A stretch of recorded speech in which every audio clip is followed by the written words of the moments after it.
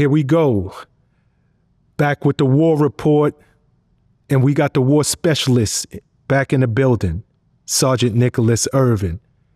Welcome back, Nick. Hey, what's up? Hey, welcome back. I guess, it's been once a week now, you know? Yeah, it's once a week. We got to do it once a week. This is the war report, so we got to keep all the listeners and all the viewers updated and, give that real on-the-ground insight that only you can provide, so. Yes, sir. Yes, sir.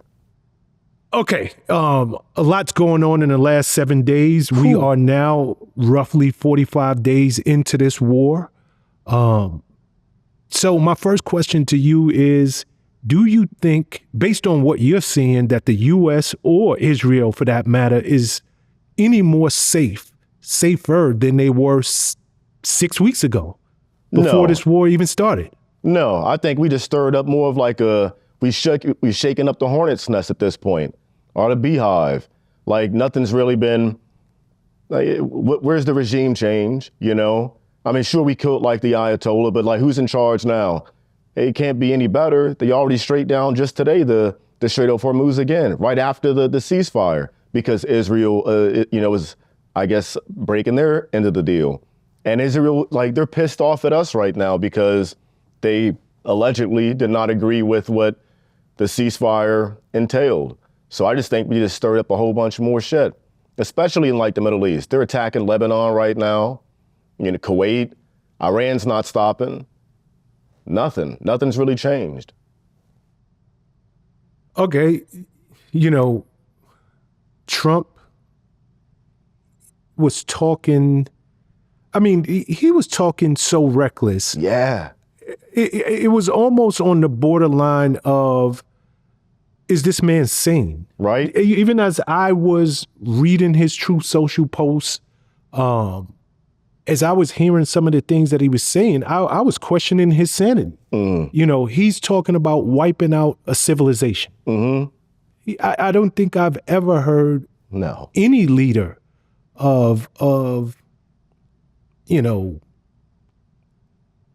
country, let alone a world power like the U.S., use rhetoric like that. Right.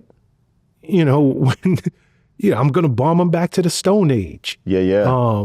He was talking very, very reckless. Yeah. Gave him an ultimatum. And pretty much as expected, as you have said again and again, Iran gave him their list of demands. And he said deal. Yep. What do you make of that? Like, was he just looking for any way to take an off-ramp? Yeah. Or is this a real deal, like, that's actually taking place that will benefit the U.S. and Israel? I don't see it benefiting, well, not at this point. I mean, it's benefiting Iran. They're charging, a toll on ships going through the strait right now. They're making money. And like, what did we accomplish? We lost a bunch of guys, 300 plus wounded, 15 casualties, 15 casualties. In one day they like down, four aircraft, 4 or 6 aircraft in one day? I mean, I don't think we really accomplished anything at this point. Iran's making money off this whole thing. I mean, the strait was open before the war started. And to say, like, we won, we did what we wanted to do, it's open again, like it was open before, though. They shut it down because of the war. I mean, we didn't accomplish much of anything. This is like I said, Israel's pissed off at us right now because we're not going along with the game plan. And the game plan was to keep this war going. They're winning. Why do you think Israel wants to keep this war going? What's that? Why do you think Israel wants to keep this war going? Their whole greater plan for the greater Israel plan, expand their territory. I mean, they're trying to wipe out Lebanon, Gaza. I mean, at this point, I just think that it is to control the Middle East. Their footprint has to be the biggest in the Middle East. That's it. They don't have any desire to end this war. They don't even want the peace agreement, the ceasefire, which is allegedly today already been broken. Last I checked, like 45 minutes ago, it's been broken.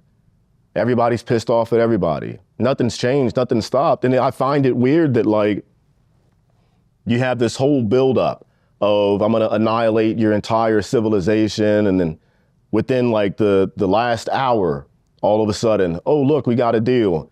And Iran is like mocking from their embassy, and just based on like their social media, their propaganda, they're mocking the US president. Like, what are you talking about? I mean, just a few days ago, Trump was talking about they had no communication with them. He killed everybody. Then it turned into, oh yeah, we are communicating, but it's like through notes, through kids. We're giving them like handwritten notes and shit. I'm like, that. If anybody believes that, you gotta be out of your mind. There's no way how they're negotiating. That's not how they're negotiating at all. I don't think there really is any real negotiations. It was an off-ramp. It was an off-ramp. I think the popularity, Trump was losing the popularity, you know, of this entire campaign, occupation, war, whatever you want to call it. We've spent billions and billions and billions of US dollars, taxpayer money on a war we didn't even ask for, we didn't even want. And what are we getting out of it? They still get a chance to enrich uranium. They still control the strait. Now they're tolling people in like cryptocurrency to even pass through. And like, as of like an hour ago, they shut it back down. They said, nope, Israel, you know, they didn't hold up their end, whatever that end was. And Israel's like, what the fuck are you talking about? There is no ceasefire. So we're back to square one now. You know, before we get deeper into the conversation about this ceasefire, I want to go back for a minute. And I want to pick your brain on something. 1979, I believe at that time, Jimmy Carter was the U.S. president, does a deal with the regime in Iran. Ali Khamenei comes into power in that regime, and it seems like for the last 47 years, it has been bloodshed, it has been tyranny, it has been oppression in that country. And this is not just U.S. propaganda. This is coming from their people. Their people seem to hate that regime. But since this current war started 45 or so days ago, Ali Khamenei killed.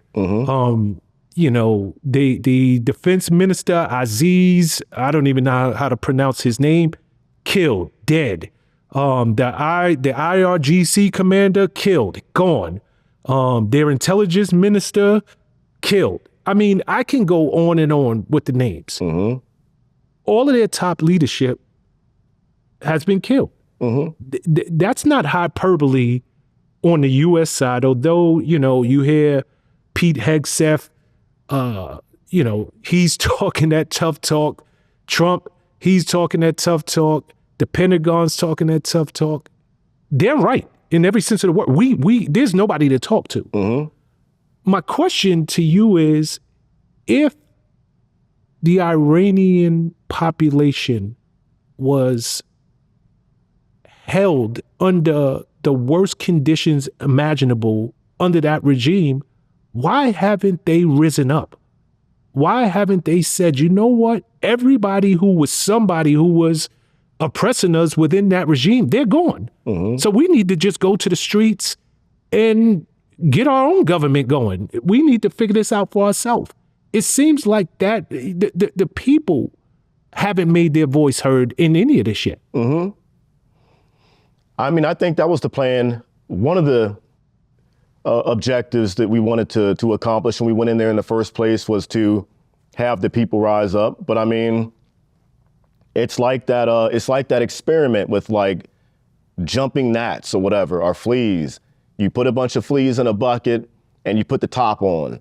And over time, they try to jump out. They know they can't jump out. And then let's say 30 days later, you come back and you take the top off. They won't try to jump out of the pot because in their mind, they've been trapped for this long. There is no way out. And I think it has a lot to do with that mentality. You create your own prison inside your mind. I mean, the same could be said about us in the US. If you believe, why haven't we risen up on certain things against our, overseers? Why haven't we? Look at our North Korea. All the countries go through it. A lot of people who are oppressed go through it. I mean, you've been oppressed for so long, you kind of have like this, I don't know, maybe like an ideology of like, there is no hope. You've been living without hope for this long, so in your mind, there is nothing. And then like, what's the end game? Now you have to plan. You had no idea that this day was going to come. Now what do? What is how do we run a government? Who's going to be in charge? How do I know this guy's not going to be crooked? And then what? Same thing would happen like with us. If we had, God forbid, a civil war, like what's the end game after that? Like what's the new stipulations? What's the new constitution? What are the new laws and regulations? How do we go about that? There'd be a lot of infighting. And then, like you said, power is a crazy drug. You put a person in power and they want to keep that power and they'll do everything they can to keep it. I mean, it's like a flea in a bowl. You just take the top off, doesn't mean they're going to jump out. They've tried jumping out for whatever, how many years, and they've always hit that glass lid. They know not to jump out. They know not to get out of line. And that's where they're stuck at right now. You can't force the people to rise up. That's got to be within them. You almost got to be born with that. You almost got to be born with it. And everybody's just not built that way. A lot of people, the majority of people, me included, we just want peace. That's it. So to get up and bear arms and go fight for something, like what are we fighting against? Who's going to supply us the weapons and ammunition? Trump just tried that. We tried shipping in munitions and weapons and guns and stuff, and the wrong people got them.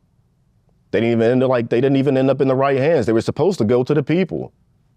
They ended up in the wrong hands. I mean, but we are like one of the biggest gun trafficking countries, organizations in the world, though. So maybe that was the whole game plan too. But you can't force the people to rise up. That's got to come from within.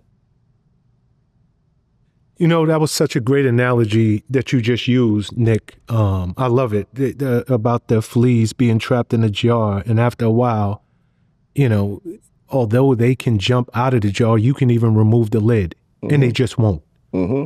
They're conditioned to stay right within that jar and jump only as high as they could when the lid was on. So, great analogy. I understand. And it's interesting because you would think that community, the people there would say, this is our chance. This is what we've been waiting on. So let's do everything in our power.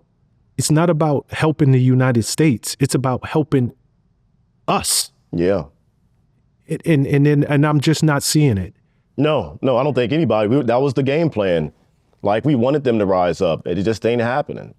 You can't force the people to rise up. We've tried that so many times throughout different countries, and when has it really worked? We keep using this old playbook of failed tactics.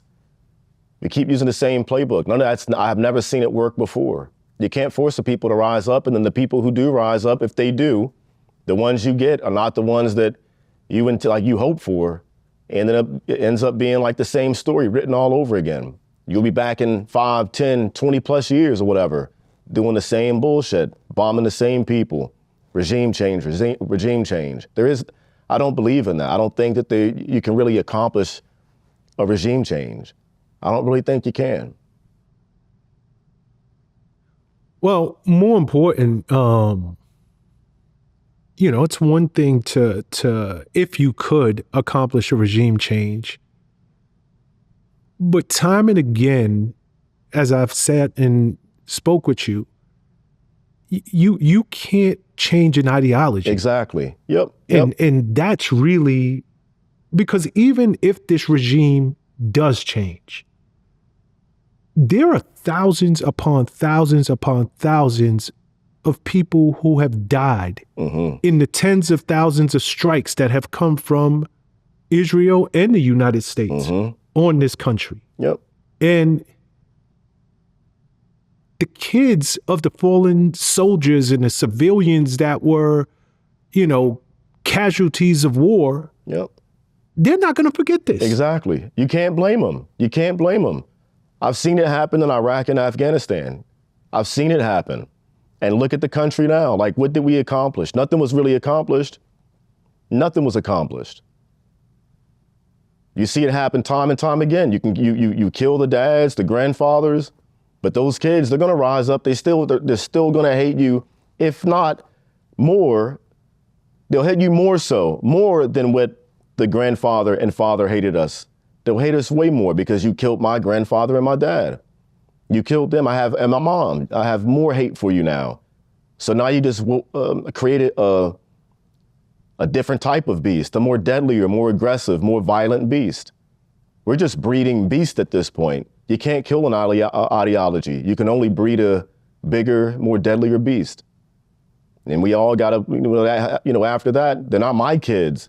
It won't be mine, but you get it. Our kids are gonna have to fight that deadlier, bigger, more aggressive beast, harder than what we had to fight them. And then the cycle continues. It's like gang violence. It's a never-ending cycle of, you kill my friend, I'm gonna come kill your friend. They get mad, they kill another one of my friends, I get mad, I gotta go kill their friend again. Same story. That's why it never stops, it never ends. There is no peace. I don't believe, you can't kill an ideology. You can't breed peace through killing people. Doesn't work. Yeah, I mean, since the beginning of time, we've seen it since, all throughout history. It doesn't matter what country, what war. Violence begets violence is just what it is. Last week, I mean, there's so much going on in the last week of this war. We were told that the majority of their Air Force has been taken out. The majority of their naval fleet, I believe something to the effect of 130 of their naval ships have been sank, and now they're at the bottom of the ocean. Their defenses and their ability to shoot our planes out of the sky has been completely neutralized. And come to find out, to your point, several of our planes have been shot out the sky in the last week, one of which on April 3rd, I believe, they shot down an F-15E Strike Eagle over southwestern Iran. The pilot was picked up within hours, but his weapons systems officer, he was out there in the wilderness for about 48 hours. Yeah, that had to be scary. Yeah. Shout out to that dude. That's got to be a terrifying experience. And I think the first words out of his mouth was, God is good. That was like the first transmission he came, I'm like, dude, good on you. I think the first words out of my mouth would have been, oh shit, send help. I am fucked. Yeah. I couldn't imagine being in his shoes. But shout out to the guys who went in to go get him. I don't even agree with this war. I think it's a stupid, pointless war. Lives are being lost for no fucking reason. Innocent lives are being lost. Young lives are being lost. But at the end of the day, I hate the war, but I support the troops, And once they're in it, I have no choice but to support them. It's not, they don't have a choice. It's like I didn't have a choice to, how many times I would deploy. I volunteered to sign up and become a ranger and do all this shit, but I knew I was going to war. I had no choice either. But I mean, shout out to the Spec Op guys who not only coordinated, but executed that mission. I've only seen the combat search and rescue. I know last week we talked about the Air Force and them being soft, but there's a group of dudes within that organization, the Air Force, that, man, they're up there with Delta in my eyes. I've got a chance to see these guys work. They saved my spotter when I was in Afghanistan. My spotter fell down a 75-foot, fucking hole in the ground. It wasn't a well. I don't know what it was. 75-foot well or hole, like a sinkhole or some shit. Weirdest thing I ever saw. He fell off into it. We all walked past it, about 30, 35 guys. I thought it was a shadow. We're walking along this ridge. We had to fast rope in because the terrain was all jacked up. We walk across this ridge, and I think it's just a shadow. And for some odd reason, it's me and him. He's in the back and of the formation, and he falls off into it. I had no idea. I took my ear protection out, and I heard like if an ant could, speak. It sounded like an ant was calling my name. It was like, Nick. I look back. I'm like, where the fuck's Pemberton at? My spotter. I start walking back like, oh, hell no. Like, I can hear something. Then my feet touch the edge of this 40-foot diameter hole in the ground. I'm like, oh shit, what is that? Call down to him. He's down there. And I'm like, all right, dude, I'm about to jump down and come get you. We got ladders and stuff. We carry collapsible ladders on our back, telescopic ladders. And I'm like, I'm about to jump down. How far are you? He's like, I don't know, like 10 feet. I'm like, okay. I'm just gonna hang off the side, drop down, start taking off my body armor. And right as I'm doing that, I call up to my commander and I'm like, hey, we got a man down. And he's like, man down? I didn't even hear a fucking gunshot. I'm like, no, not like that. It's a man down, like in a hole. He's like, go get him. I'm like, roger that. He sends one of the assaulters back and to assist and help me get Pemberton out this hole. I can't see anything. It's just a black 40-foot diameter hole in the ground. I can hear him though, because I'm right over the edge. And right as I'm about to drop down in, the assaulter, he pops a chem light and he throws it down. He's like, wait. He drops it and I watch that thing go down and just disappear. I said, oh shit, we back up. I say, Mike, that's his first name, my spotter. I'm like, Mike, that ain't 10 feet, bro. That is not 10 feet. He was looking this way. He thought straight was up to him. And he was all like disoriented, just fucked up. The assaulter runs back and he's about to grab the ropes that we fast roped in on, but they weigh like 100 pounds damn near. And he's going up and down these irrigation ditches, these huge ass like irrigation ditches. And he's trying to bring it back, but it's too heavy. He's like, fuck that. We were gonna drop the rope down to get him. That didn't work, so we call back up and that's when we start spinning up Ceasefire, the combat search and rescue, the PJs, the Air Force PJs. And they fly in. I'm laying beside the hole talking to Mike. And I'm like, dude, if I start hearing a ruckus, are you screaming? And I hear, we call him Hodge. If I hear Hodge down there, I'm gonna dump my mag out of my SR-25 sniper rifle.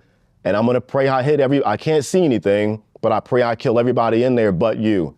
But in my mind, I'm also like, I know I'm gonna probably hit him too. I don't want him to get his head cut off on CNN. So I'm laying beside this hole.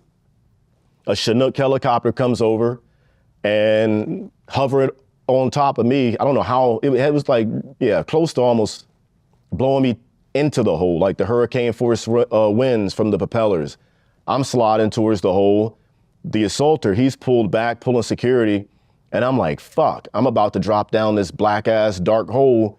And I know it ain't 10 feet. I don't know how far down, the hole is. They fast rope in, and not fast rope, they were hooked up to some cables. And they go down, and then the dude comes back up. And I'm like, what the fuck's going on? I can hear the radio communications and like, hey, we don't have enough cable. We got to go back and circle around and re-kit up, and there's water down there. And he's freezing at this point. Mike is Pemberton. I'm like, there's water down there. Anyways, long story short, they come back in. I pulled away from the hole, and I'm watching this shit go down. They go down, retrieve him. He's wrapped up in like the space blanket, and like the strongest, fastest dudes on the planet, 4 of them, they put him on a stretcher, and it looked like the little Lego fucking animation cartoon going up and down these little irrigation ditches, getting them on the helicopter. The Chinook had landed to where the tail of it's like touching the ground, but the tip of it is pointed up so they could run up on the back of the Chinook. Mike's on there, he gives a thumbs up, and they come back, drop back down, and the dude's got like the scuba type gear.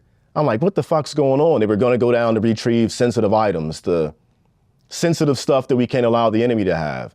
And he goes down there, and when he comes back up, he has no weapons, no nothing. He's like, dude, I went down the additional 40 feet into the water, and I couldn't find the bottom. He's like, this hole is like well over 100 plus feet. I'm like, what the fuck? How did he even survive that? Mike walked away with a broken, or not even broken, I think it was a fractured tibia. And he fell clean 75 feet, do the mission. We tried dropping some grenades down to collapse the cave in or hole, whatever, in the ground in on itself. Then we had called in some howitzer rounds, 105s to be dropped in on it to collapse it. And it didn't do shit. Like the grenades we dropped down, they were blowing up midway before they even touched the bottom. Nothing happened. We have no idea what this fucking thing was and whatever. Get back to the hospital. The PJs picked me up off the helicopter, some cool ass dudes with long beards and long hair. They're like, dude, how the fuck did he survive that? I'm like, I don't fucking know. Or how did he fall down into it? I'm like, I don't know. I'm gonna ask him when I get back. So I get to the hospital, meet up with them. We had printed out some like Navy SEAL paperwork and like Halo parachute badge, printed up, gave it to him because it's like, dude, you were a fucking Navy SEAL at that point. You know, free falling 75 feet, didn't hurt nothing. And he's like, yeah, he told me that he thought it was a doorway leading into a compound and he was going to clear the compound. But when he fell down the hole, he thought he fell over like the inside the courtyard. He had enough time to take off his rifle, pull out his pistol as he's falling, and like start searching. He had no idea he was falling that far. And like I said, he thought up was right in front of him. And he's like, yeah, I hit this wooden ladder on the way down. He didn't touch the sides, but he had hit this wooden ladder. His leg got caught in it that was down there, a small old fucking ladder. And that's what like stopped him from drowning and being swept away to wherever that thing led to. But yeah, he was out of commission after that, but walked away with a fractured tibia. And his pistol, his Beretta 9mm pistol was bent and he had a cracked helmet. That was it. How, on the surface, how big was the opening to this hole? 40 feet diameter. So how did you miss it if you're walking right in front of him? Guardian angel. I'm walking in, we all were. I'm like in the back of the formation. You got 30 plus guys in front of me. We're walking on this like a ridge, a very small, skinny, narrow ridge. We're all walking on it. He's behind me. He decided to, hey, I'm gonna go clear this.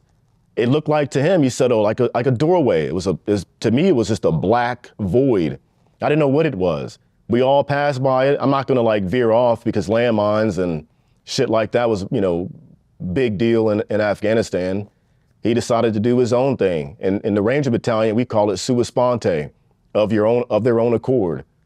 And he really sua sponte, do what you want. And he fucking walked off into that hole and yeah, 75-foot drop.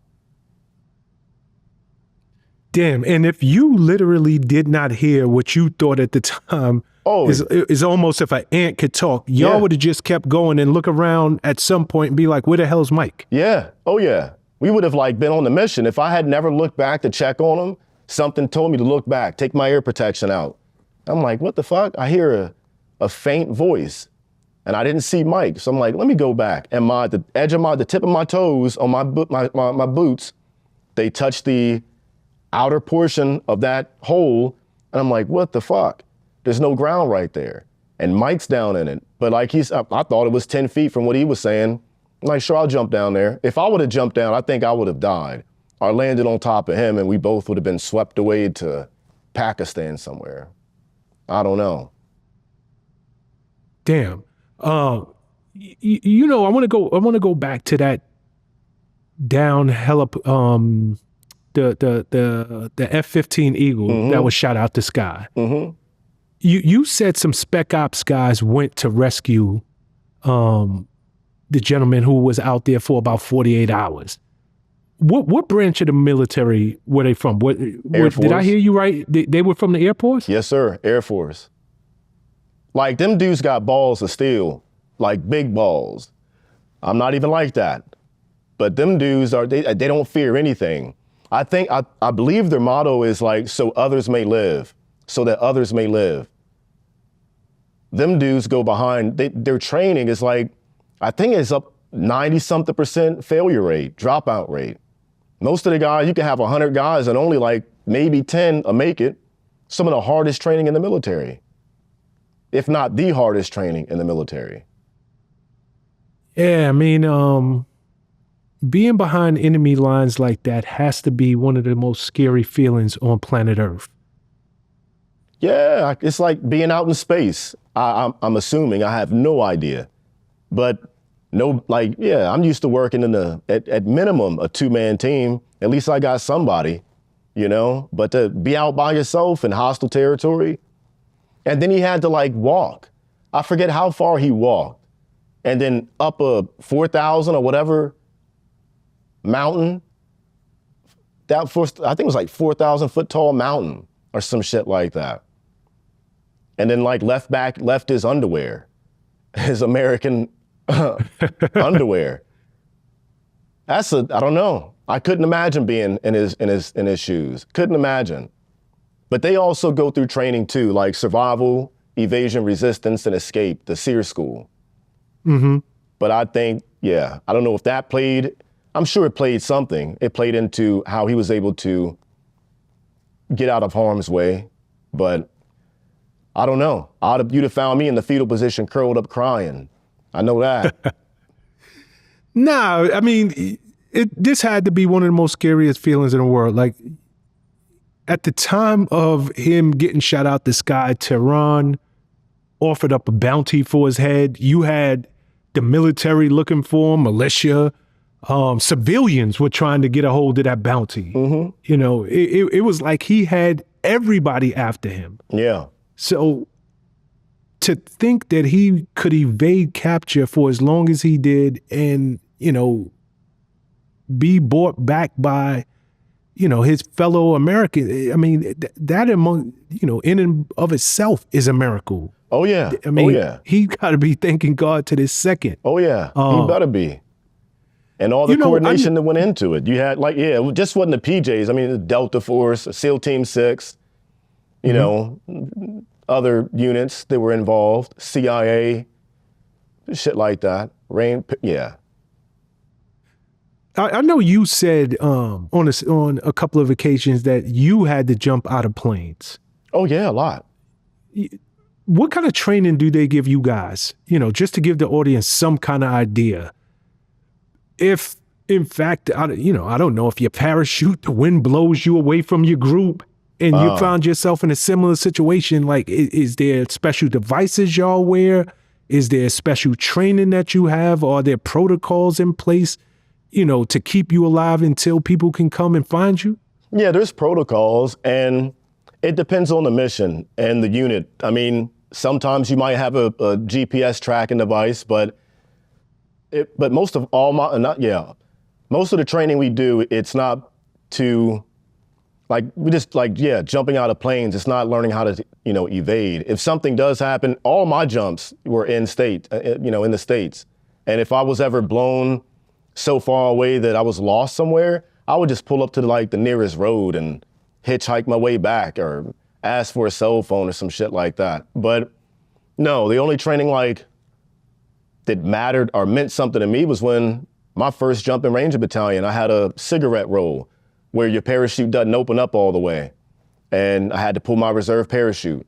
That's like the only like vital training I think and waterborne operations, when you're jumping over water and there's a certain procedure you have to do to get out of your parachute rig, your harness, and yeah, swim away. But no, jumping out of a plane is easy. You just jump. There's not much to it. You just jump and hope for the best on the landing. Hope your parachute opens up. But jumping out of a plane ain't hard. It ain't hard. You just got to jump. Yeah. I mean, that by itself, no, it ain't hard, but it's scary. Yeah, well, yeah, I was scared every time. Yeah, every time. About to pee my pants scared. I'm scared of heights. Anything above like 10 feet for me, I start to get a little lightheaded. But we're jumping out of, 1,500, 2,000 feet or whatever. Yeah, terrifying. Yeah, I read somewhere that he was wearing some type of device called a C-cell, Combat Survivor Vader Locator. And essentially, instead of it broadcasting voice messages over an open radio where the enemy can intercept, it sent like short encrypted data bursts. It's able to give status updates, his GPS coordinates. Preloaded messages like I'm alive or, enemies imminent or capture imminent, something like that. So this device that he was wearing seems to be the real star of the show. Oh, yeah. And then like the CIA had their way of monitoring where he was at, locating him before they sent the guys in. But no, I didn't have anything like that. No. That's more of like a pilot, necessity, because they face they face more of a threat of being shot out the sky over enemy territory than, a bunch of dudes who, if you had to jump in, you got 35, 40 dudes. Ain't nobody, worried about that. You got GPS and you're not lost. You're meant to jump over a territory or enemy territory in my line of work, as opposed to those guys are supposed to fly over it and land in, non-hostile environments. So, but yeah, I never had to jump in combat, thankfully, because I am not built like that. Props to the dudes who did it, trained for it, never had to do it in real life. Okay, let me go back to the ceasefire.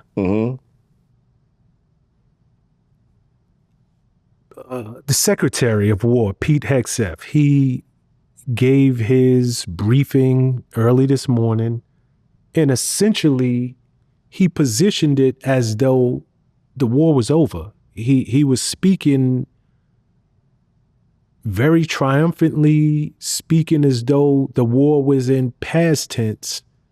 But the truth of the matter is it's a 2-week ceasefire. And to your point, that 2-week ceasefire hasn't lasted 5 hours. No. 10 hours. Yep.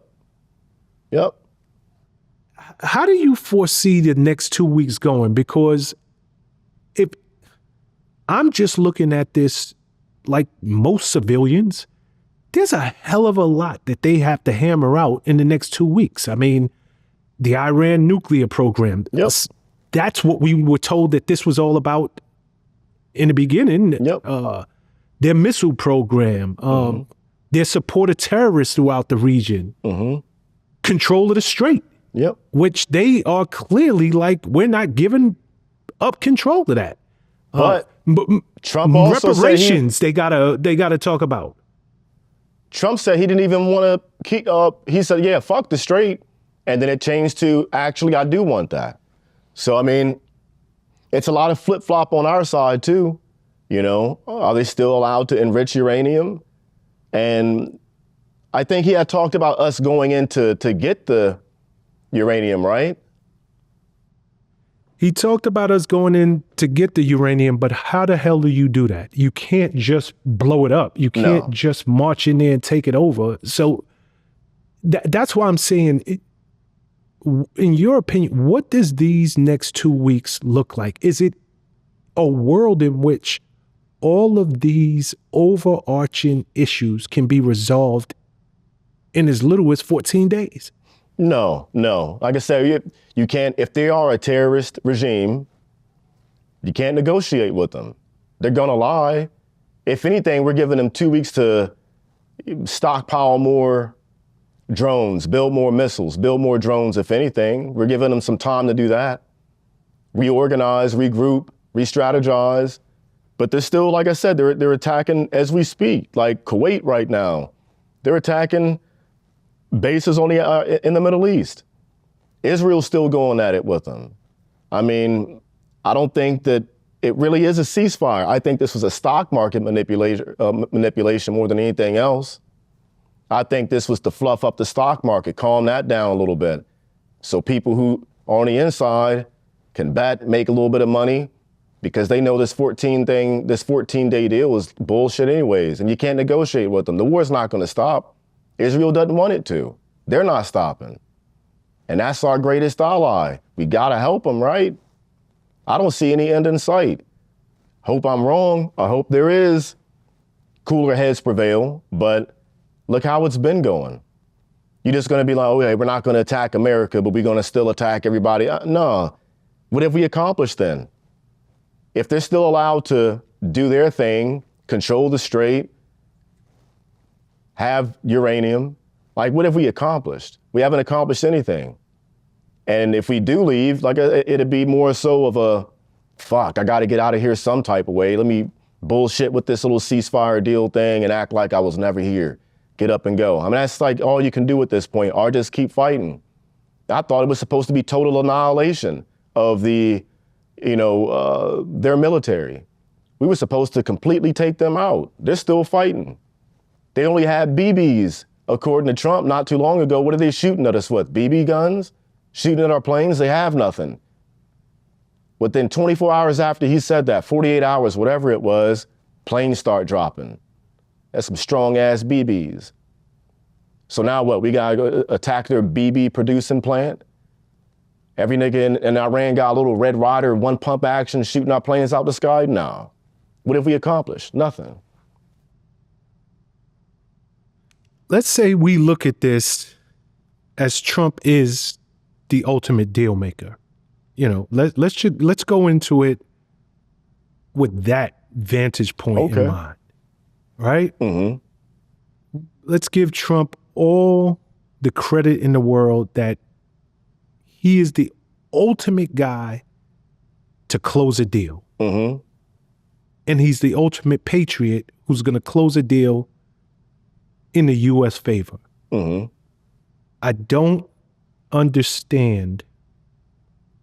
I mean, let's just look at the strait alone. Just the strait alone. Mm-hmm. Iran understands that as long as they are in control of that strait, they can hold the world economy hostage. Yep. Literally, they have the world economy by the balls. Yep. There's no universe that I see that they would ever make a deal to give up control of that strait. Why would you? That's you would die before you give that. Yeah, that is your nuclear weapon. That is your nuclear weapon. That's the one thing you have to win this, whatever you want to call it, to win the war in your favor, Iran's favor. That's the only thing they really have at this point. It's control of the oil, control of the global market, economy. Why would you give that up? And I mean, Trump he says he wants to have it to where, he benefits from it too. He also has control over it.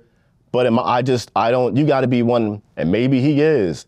I mean, we all talking about the guy who wrote The Art of the Deal. I don't know. Maybe he really is that guy. We'll see. I don't see in any world, though, that Iran negotiates with us and lets us participate and have a certain amount of control, or a 50-50 split, whatever it may be, over the strait. Like, they just shut it back down. A few hours after the ceasefire, allegedly. Like, they just shut it back down. Before I left the house, they announced that. Close that shit down because y'all broke the ceasefire agreement. They're saying we did it. Israel did it. They shut it back down. So now where do we go from here? It goes to show how much power they have with that strait, and why would they give it up? I don't see in any world they do. And therein lies there are tons of problems. Mm-hmm. But to your point, this is the guy who wrote The Art of the Deal. Mm-hmm. He is the deal maker. He's the man that says you're fired. Mm-hmm. But that trump card that they hold, mm-hmm. to use his name, no pun intended, mm-hmm. they understand we would literally have to lose generations. We would rather see you guys wipe out generations of our people before we give that up. Yep. Because the minute that we give that up, we lose everything.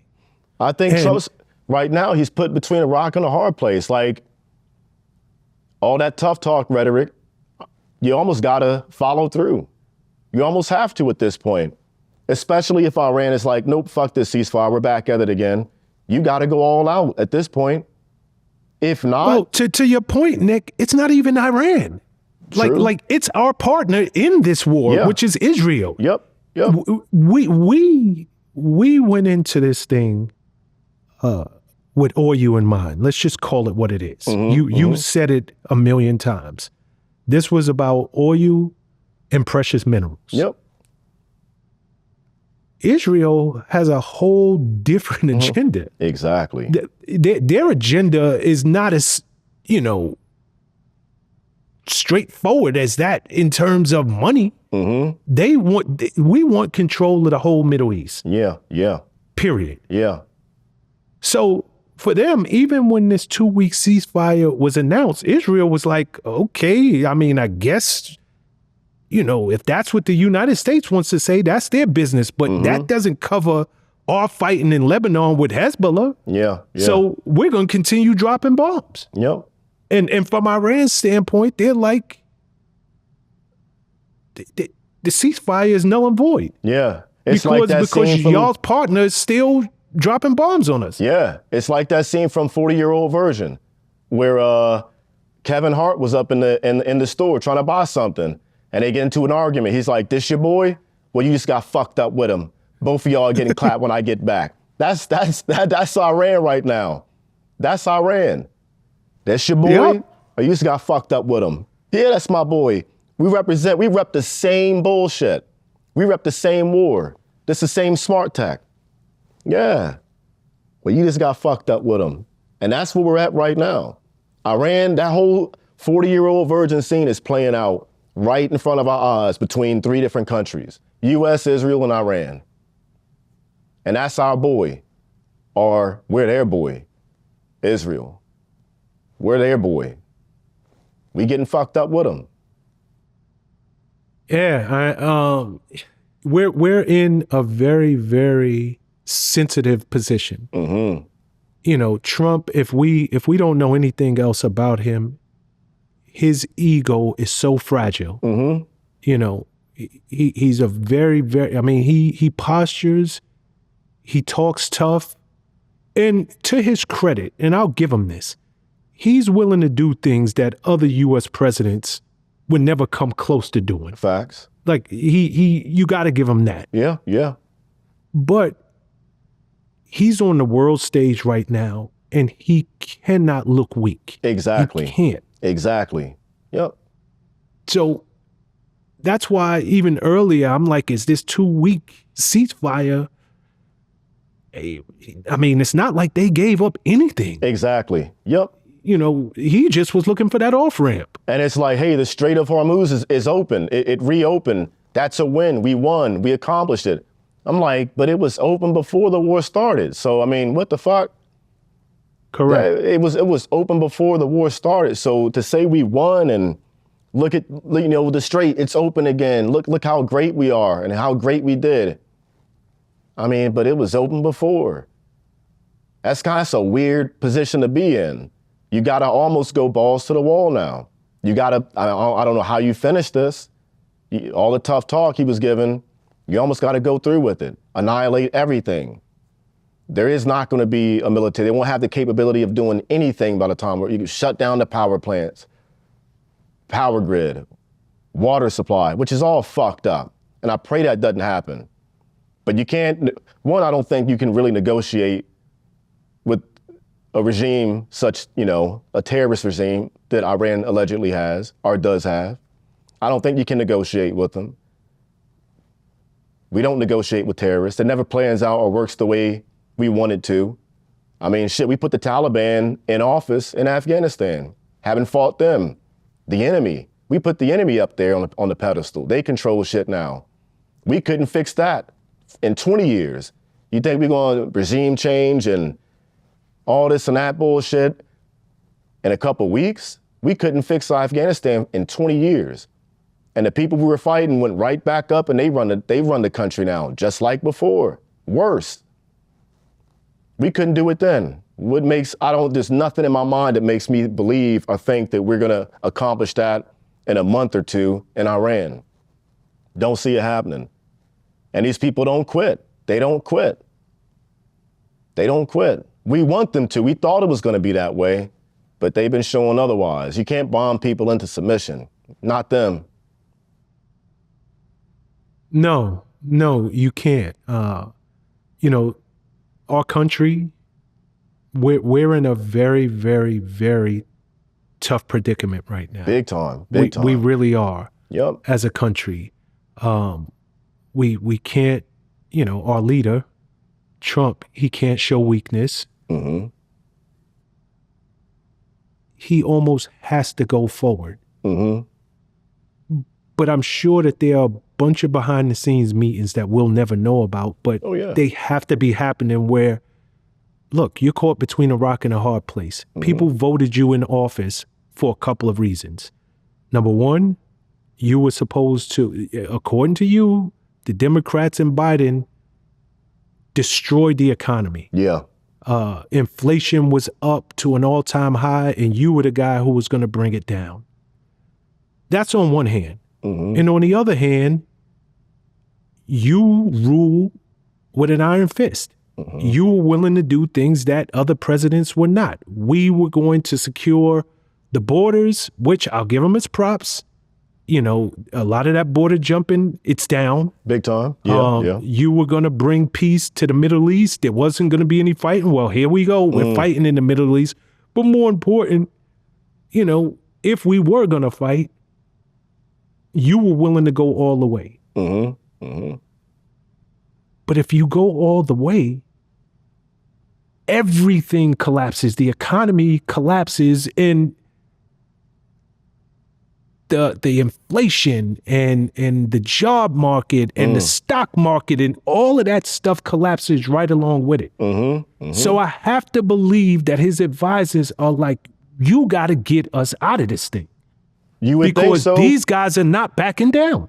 Maybe that's why those generals got fired. Maybe that's why they got fired. He didn't like what they were saying. Maybe they didn't want that. They were advising against him going all the way. Maybe, I don't know. I think it was weird how he fired them. Oh, yeah, abruptly, all of them like that.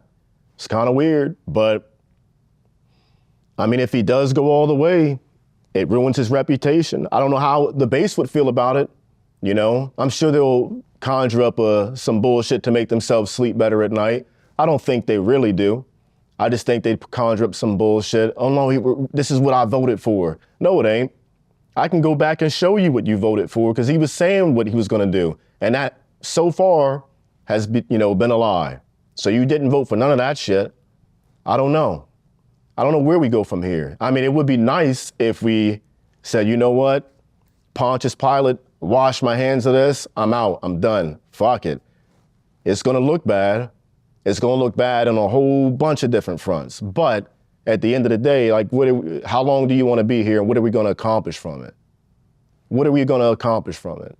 We're still pissing off people in the Middle East, still making more enemies, not going to control the Strait. I don't see that happening. I don't see that happening. I don't know what the... Nick, it's not going to happen. Yeah. You know that. It's not going to happen. So what's the end game then? What's the end game? Is it just to be a ride or die for Israel and we stay there as long as Israel's there until their whole greater, goal is accomplished, whatever they may have in mind and whatever that is, because we're not being told what it is. They're not telling us. They don't even agree with the peace agreement, the ceasefire. They don't want that. So either we're going to be a ride or die or tuck tail and leave. Either way, it looks bad. And if we tuck tail and leave, you got Russia. Mm-hmm. You got China. Yep. The world, I mean, let's just keep it real. We've accomplished nothing. Exactly. Our allies, NATO, countries that we were once friends with. Yeah. they have no respect for, it's not so much that we're not supporting this war, but you guys have crossed so many lines at this point. We don't even respect the way you do business on a global level. So as a country, we are in a very, very sensitive situation right now. It's almost like it was planned to be that way. Looking at it from the outside, it's almost like it was planned to be that way for whatever reason. But there's definitely, I don't know. I would love to see the war end, but I also would have loved to have never seen us get into it. At this point, I don't know. It's a hard place to be for our country right now. Like, you don't want to look like the biggest bitch on the block. You don't want to look like that. On the world stage, your enemies are going to look at you like, hey, you can't finish this little small task. I'm not scared of you. Whatever they may think, we're not going to be respected by our allies, and Trump's already bashed them. We already don't want no part of NATO. I agree with that. I don't think NATO really helps out that much anyways. I just think that we're the biggest contributor to NATO, and we shouldn't be having to pay everybody else's bill for them to stay in, and we get very little out of it. But self-isolation is going to be a bitch if we decide to pack up, go, say, fuck it, we're done, buy NATO, whatever. I think it's going to be a weird position we're going to be in as a country, 100%. And like I said, with Iran controlling 20% of the global oil, it could fuck up a lot of stuff. But supposedly, allegedly, we got all this oil stockpiled here. Just like there's a bunch of gold in Fort Knox that, we can't see or get audited. I think a lot of stuff we're being told is a bunch of BS. I think they fluff up numbers to make us look and feel a certain way, and it helps the markets. But man, we sure are being a lot of pirates right now going after this oil. It's almost like we're running out, or we didn't have as much as we said we did, or something else is about to happen.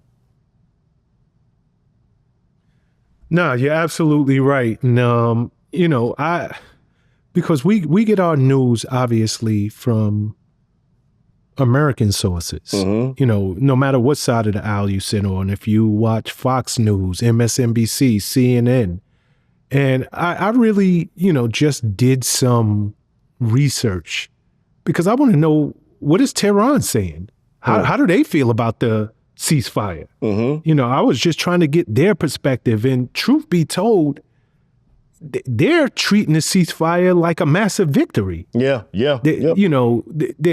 are literally putting out propaganda that the enemy has suffered an undeniable, historic, and crushing defeat. The Financial Times wrote that the ships crossing the strait now have to pay this transit fee, and they are demanding it be in crypto. Exactly. And they want to inspect these ships. So for them, this is a win across the board. It was David versus Goliath, and we just beat Goliath. From their perspective, they are right in some ways, especially when it comes to that strait and controlling how, oil moves through it, how boats move through it, how ships move through it. And then they got to get told for it now in cryptocurrency.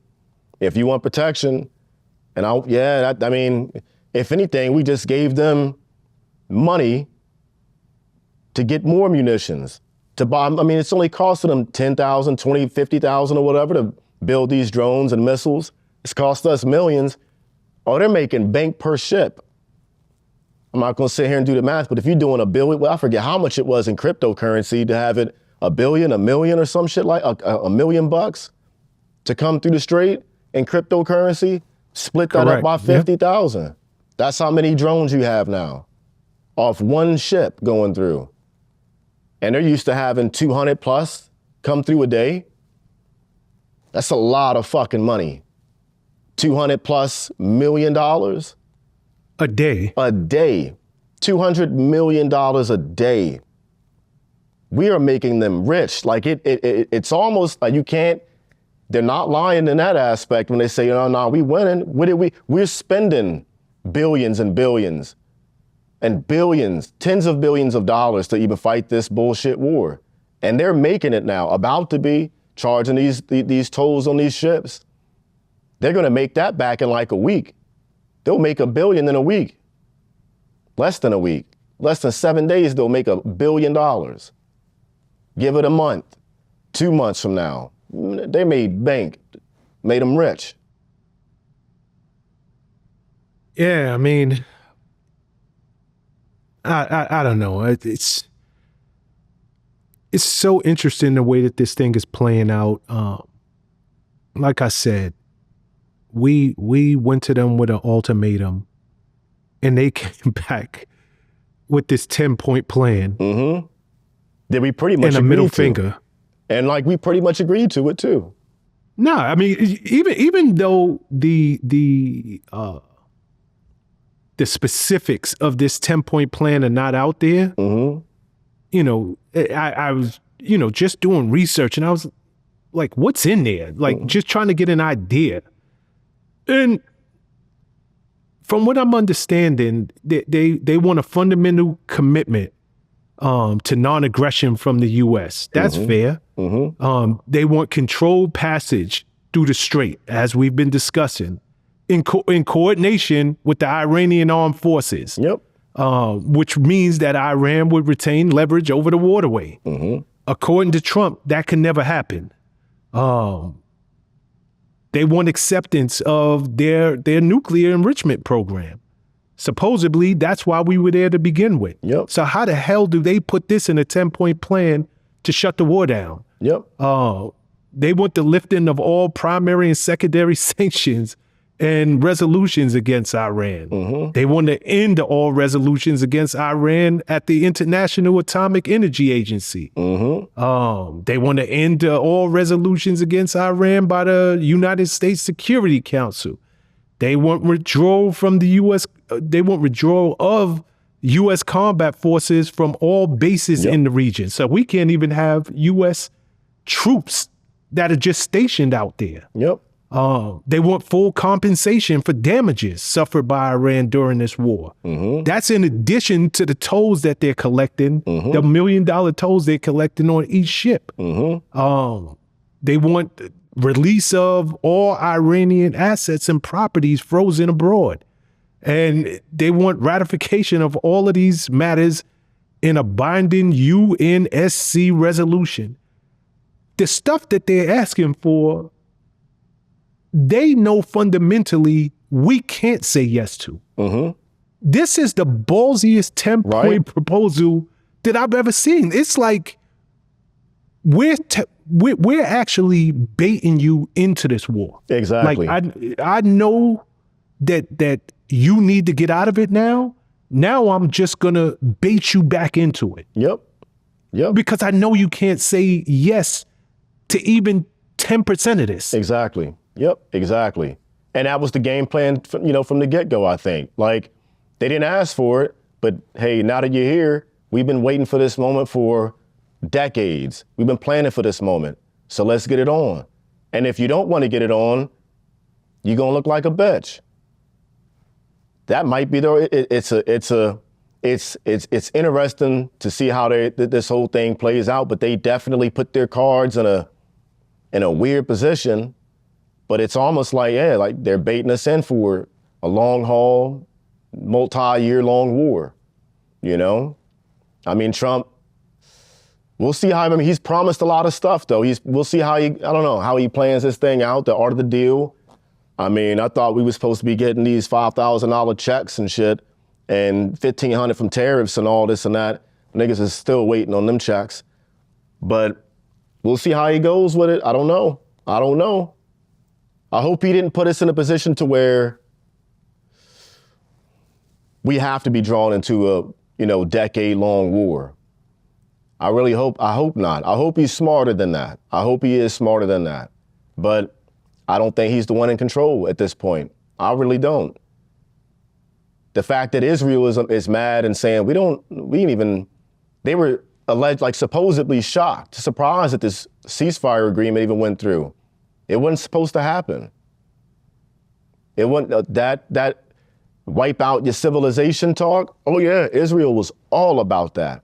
You didn't hear them say shit about that, but they were quick to say something after this whole ceasefire thing. And they said, all right, now we're going to hit you harder because they want us back in the war. They can't win this without us. They can't accomplish their goal without us.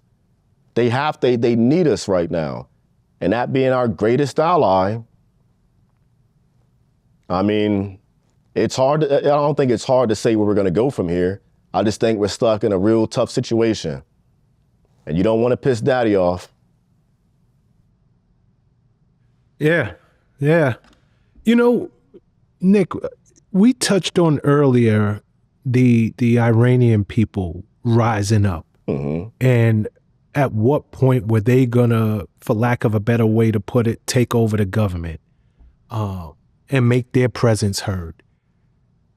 There's been 13 fallen service members here in the U.S. Mm-hmm. To your point, there's over 300 injuries. Mm-hmm. If this thing continues, there's going to be no doubt more casualties. Yeah. Oh, yeah. There's going to be no doubt more loss of American soldiers. Yep. Where do you think the tipping point will be before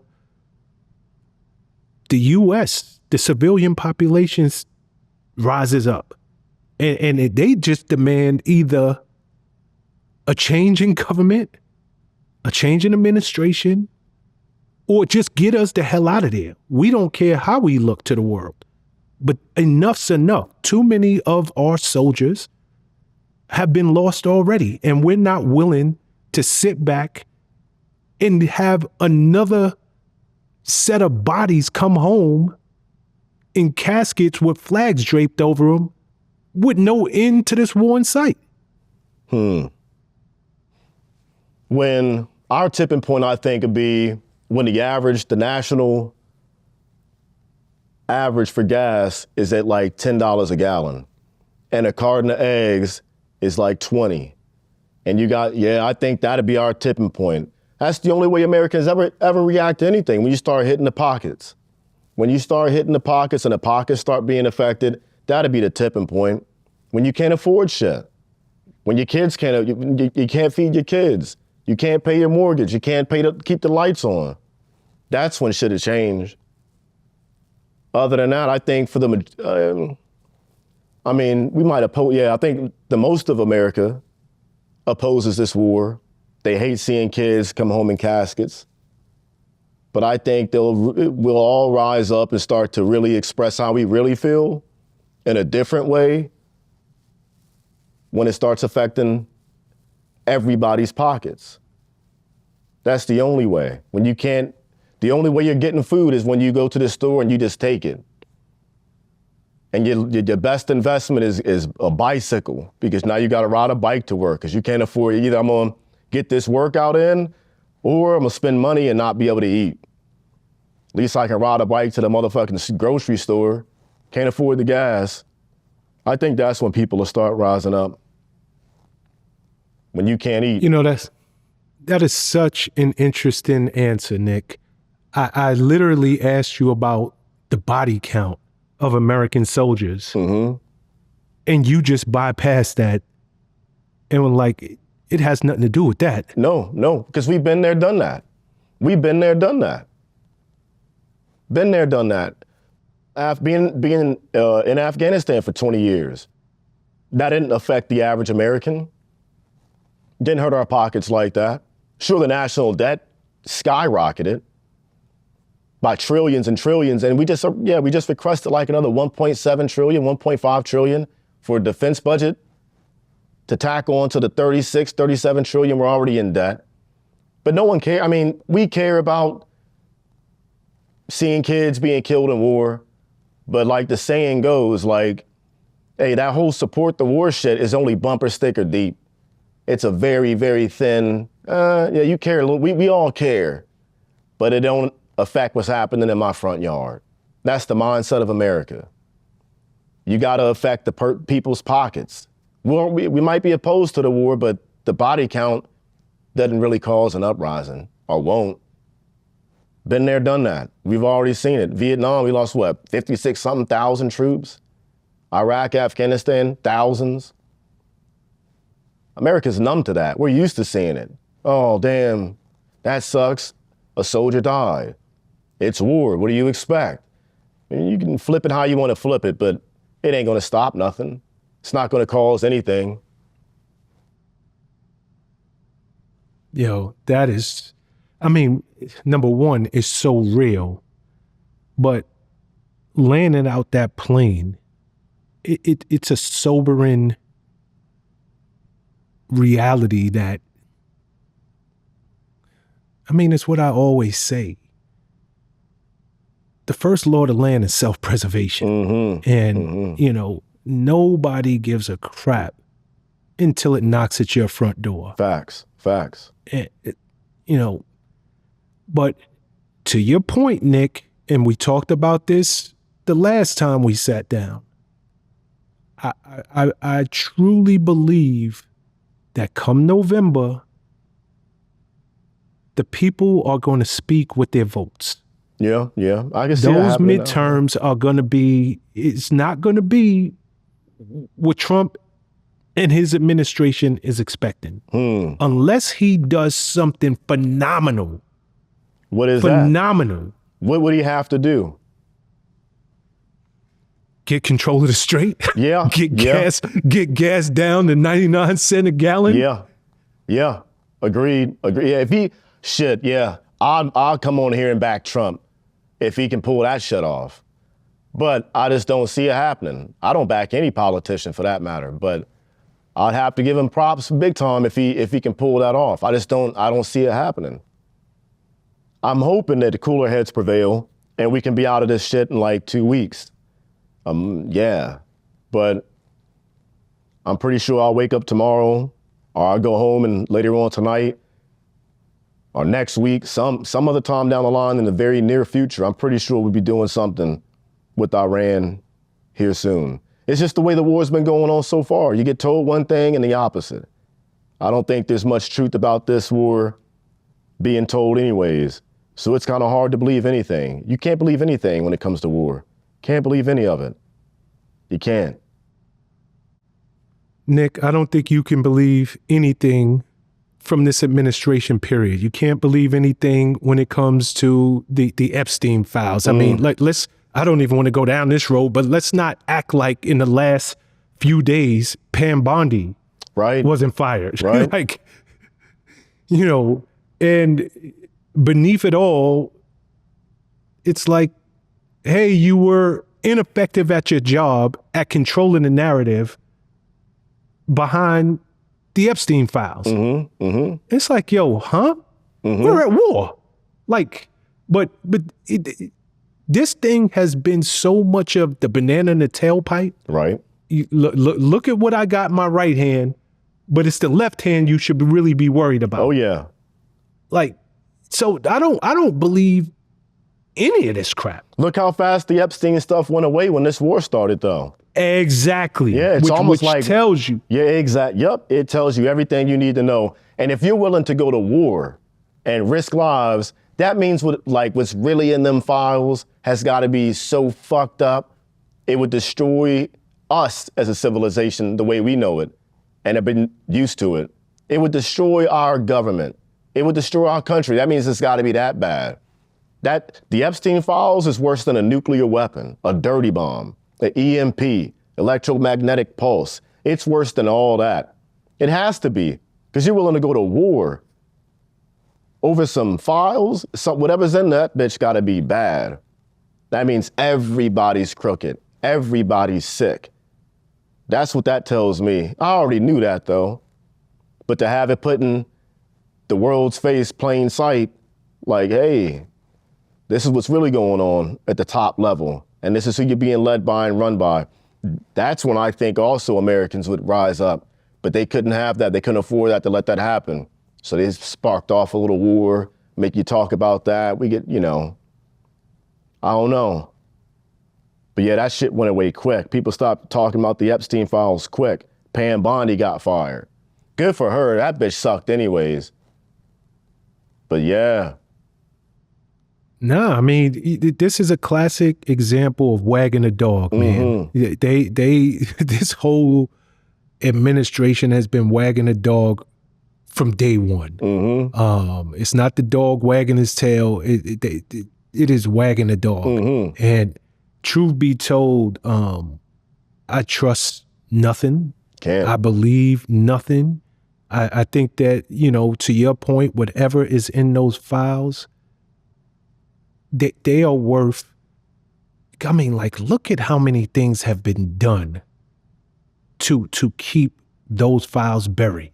I mean, even when the Supreme Court said, hey, release the files, we still haven't got all of the files. Still, and it's been months. And the documents that have come out have been so heavily redacted, it's like, yo, you might as well have just kept these locked away.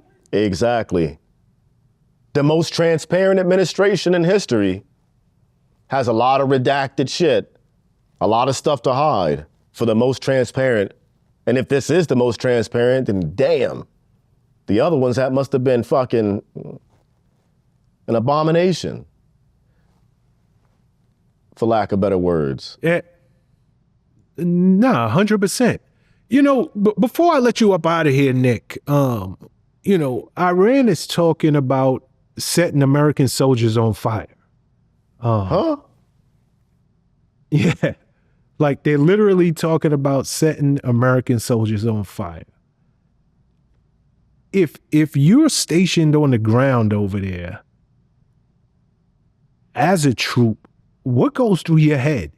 Because, and I asked you this kind of based on, you spoke past it, but it was something that was real that you said.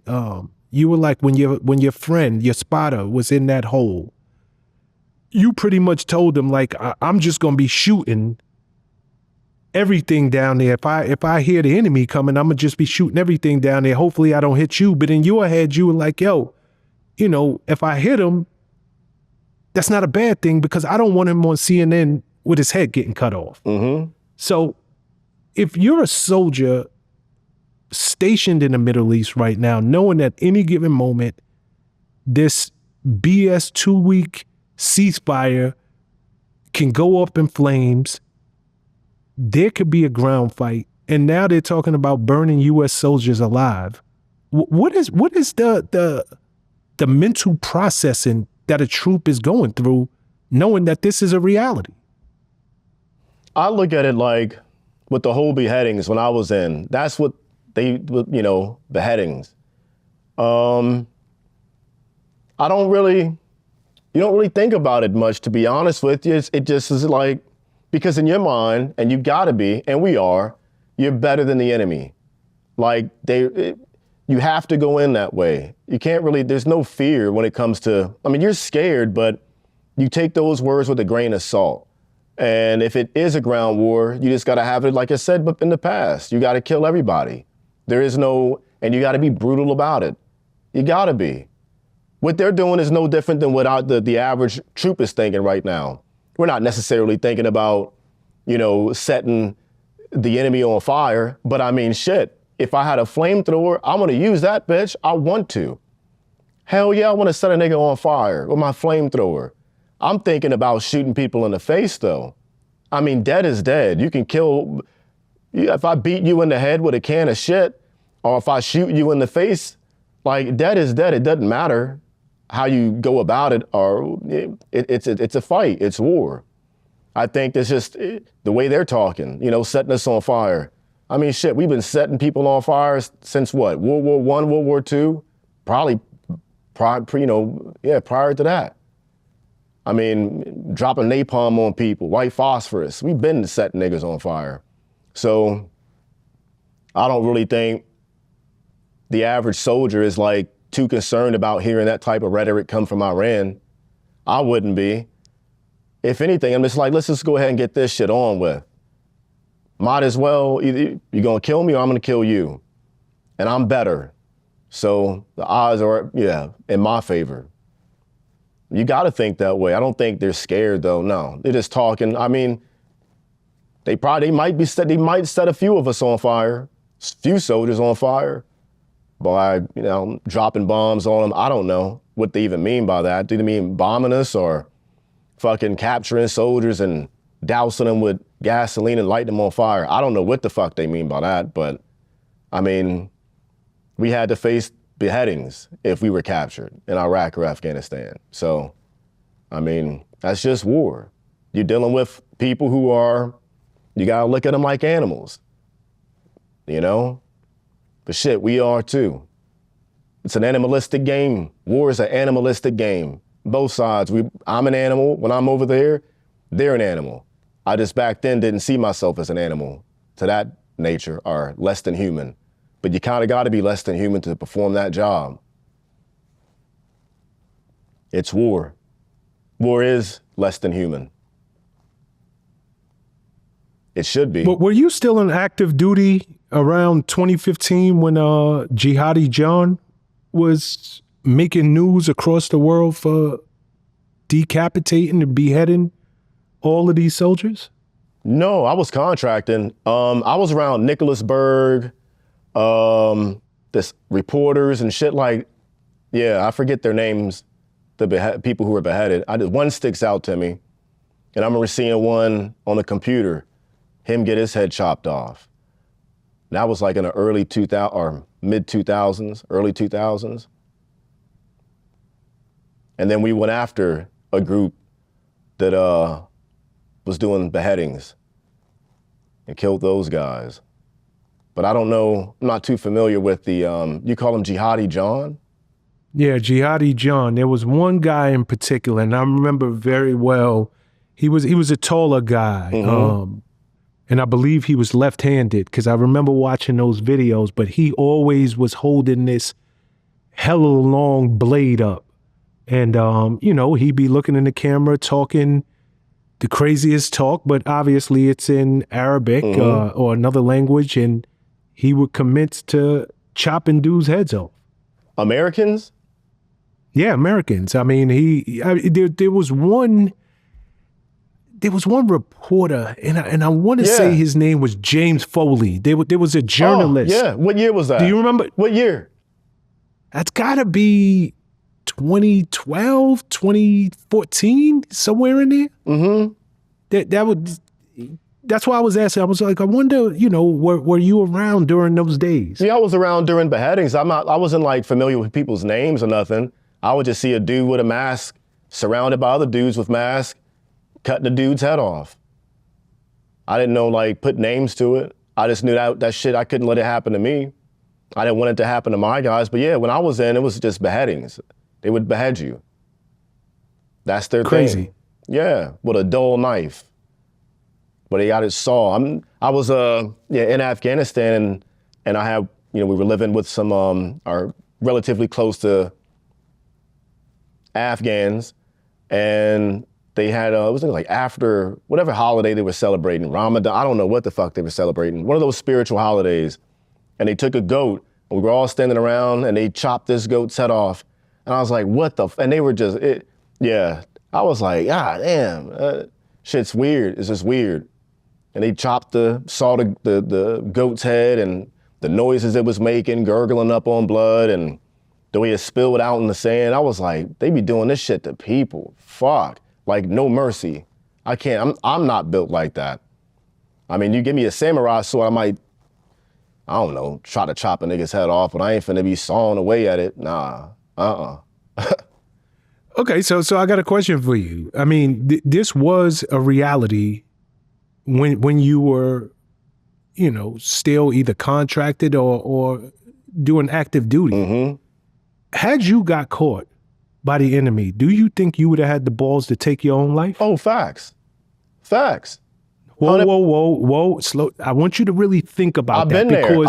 I was surrounded in Afghanistan in a hole with a few guys, 5 dudes, 6 guys, pinned down by a Chechen sniper and a few hundred Taliban, our enemy fighters, documented, closing in on our position. And I fist bumped my guy. I'm like, yo, this is it. This is it. we're not gonna get fucking beheaded on TV. No. If it would have came down, no, hell no. I'm popping myself. I'm putting right to the dome. Hell yeah. Hell yeah. Fuck yeah. Okay, would you have gone out by your own hand? I know you wasn't getting caught. That's clear. You made that clear. But would you have put that gun to your head, or would it have been something like suicide by cop, meaning you would have stood up and just start going like shooting anybody you can get, knowing that at some point you're gonna take a bullet? I felt that way, but I still had bullets left.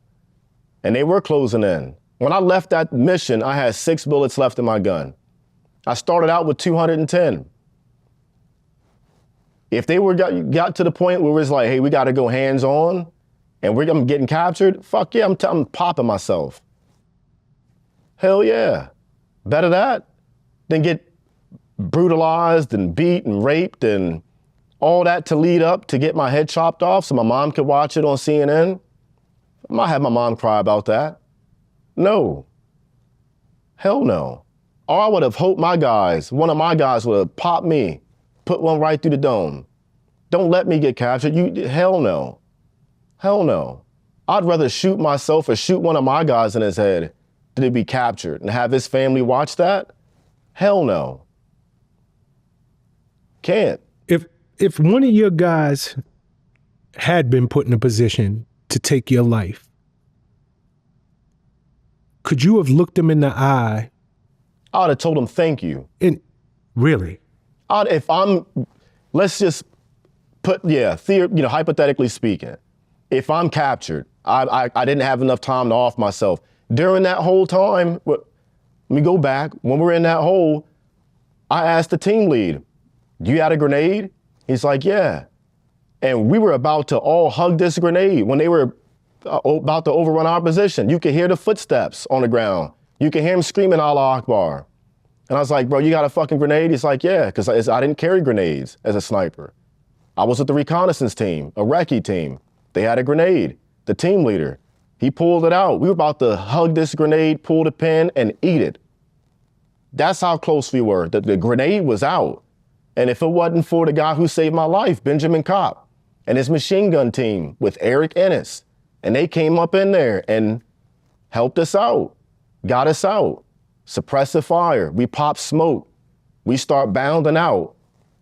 Met up with them. I had no water. I took water from Kopp out his back, gave it to me. Drank half the bottle, gave the rest to Pemberton. 5 minutes after that, I take lead of the element. 5 minutes after that, I watched him get hit in his femoral artery. And I watched two other people get shot. We was about to hug the grenade. If I had been captured, I would have looked at one of my snipers and been like, yeah, bro, you better put one right in my dome. If I'm getting captured, well, yeah, try to kill them niggas first, but I wouldn't have no issue if he popped me. If I'm in the hands of the enemy, about to get, man, pop me. Don't cut my head off, nah. Okay, first thing, I want to give you credit on this. I love that you always do this. You name the guy who, and I know you got him tattooed on you, Benjamin Kopp. Mm-hmm. I love the fact that you never, ever, ever waste an opportunity to give him the credit that he so deserves. That's how we keep him alive. And I have to. Like, I would not be here. I would not be here. I wouldn't be here today. I died that day. A part of me died that day, but I would have been all the way gone, not here today. Had it been for, Benjamin Kopp, I wouldn't be here. He was our only way out, and he took it on himself to come in and get us. We were told, nah, we gotta fight our way out because the other element was already engaged in a crazy ass firefight. Crazy firefight. They were pinned down. His machine gun team, he heard all the calls. We'd been called in for bomb. We had asked for bombs to be dropped on our position to kill the guys around us. They couldn't drop it over there because collateral damage. So we're like, fuck it, drop it on us. Put the 500-pound bomb right on our position. Can't do it. Gotta fight your way out. He heard that, like, we are fucked. We are about to be overrun. We are pinned the fuck down. There is no, You just got to fight your way out. It's a handful of us in a little hole.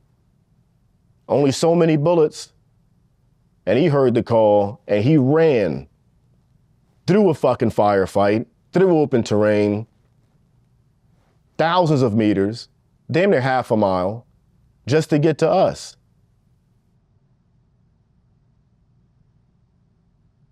How old was Benjamin? 21. See, and this is what I'm talking about. This is why these talks are so important.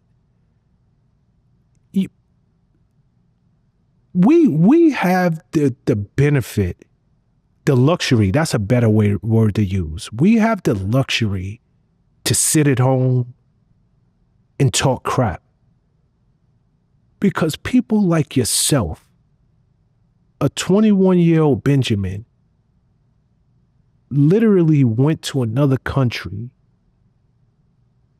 and gave it all. Mm-hmm. I mean, and to think once he saved you, 10 minutes later, he was dead. Yeah. Or at least shot, bleeding out. I hope to God. Do you know if he had any children? No, he didn't. But I'm assuming his parents are still here. Yeah, I know his mom very well. We met up multiple times. I have his hat. She gave me his hat, his favorite hat.